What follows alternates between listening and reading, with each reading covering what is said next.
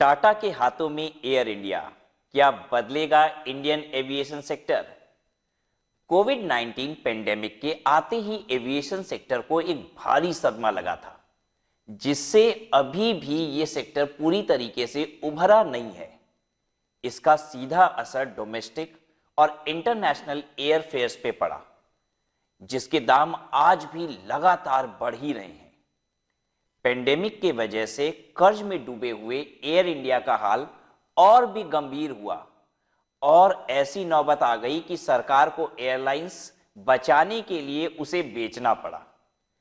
अच्छी बात यह है कि एयर इंडिया ठीक उसी कंपनी के पास आई जिसने उसकी पहली उड़ान ठीक 89 साल पहले भरी थी। जी हां, जेआरडी टाटा ने इस एयरलाइंस की शुरुआत 1932 में की थी और ये टाटा एयरलाइंस के नाम से प्रसिद्ध थी। आजादी के बाद टाटा एयरलाइंस में गवर्नमेंट का 49% हिस्सा हुआ और 1953 में एयर इंडिया भारत सरकार की पूरी तरीके से हो गई।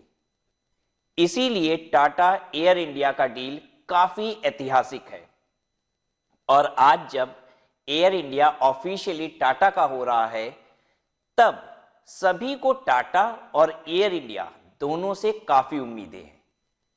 अब सवाल यह है कि क्या प्राइवेटाइजेशन के बाद बदलेगा एयर इंडिया का हाल और क्या एयर इंडिया बदलेगी इंडियन एविएशन सेक्टर का हाल? चलिए देखते हैं। सबसे पहले करेंगे हम टाटा और एयर इंडिया के डील की बात। टाटा सन्स के सब्सिडरी टेलेस प्राइवेट लिमिटेड ने अक्टूबर 8, 2021 को 18,000 करोड़ की बोली लगा के सरकारी एयरलाइंस कंपनी एयर इंडिया को अपने कब्जे में कर लिया।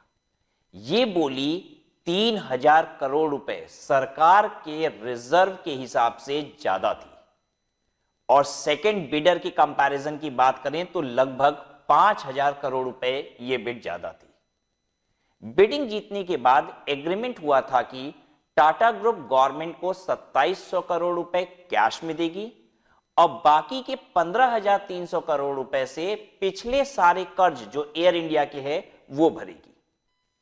आज एयर इंडिया पूरी तरीके से टाटा ग्रुप का हो गया है और ये कहानी कोई बॉलीवुड स्टोरी से कम नहीं है, जहां हीरो अपनी कंपनी को वापस कई साल बाद क्या करता है, टेक ओवर कर लेता है।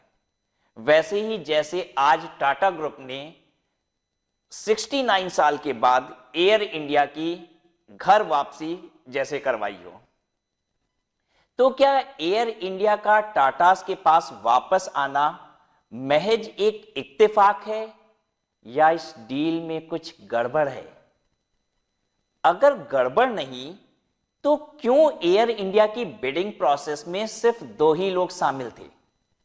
क्या सच में यह पूरा बिडिंग प्रोसेस रिग्ड था, जैसा कि हाल ही में सुब्रमण्यम स्वामी जी ने क्लेम भी किया था?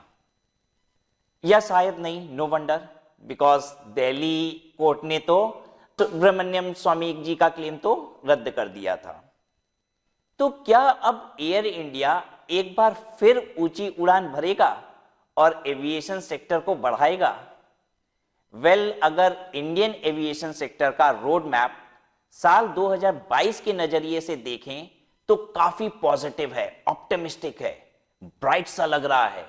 न कि एयर इंडिया बल्कि राकेश झुनझुनवाला का आकाशा एयर भी अप्रैल से मैदान में आने वाला है।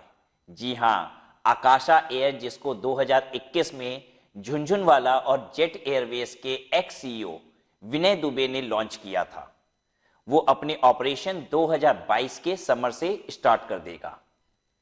जेट एयरवेज भी फुल तैयारी में है अपनी री एंट्री के लिए और उम्मीद है कि ये एयरलाइन भी मिड 2022 से एक बार फिर अपनी उड़ान भरेगी। जितना ही कोविड 19 के बाद एविएशन इंडस्ट्री में निराशा छाई थी, उतना ही अब एक पॉजिटिव माहौल सा दिख रहा है। फिर चाहे वो एयर इंडिया के प्राइवेटाइजेशन से लेके हो, आकाशा एयर की एंट्री का हो या फिर जेट एयरवेज की वापसी की खुशी, सभी का यही मानना है कि अब बदलेगा aviation sector.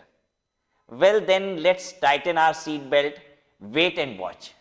Thank you for watching this video. See you in the next video. Jai Hind.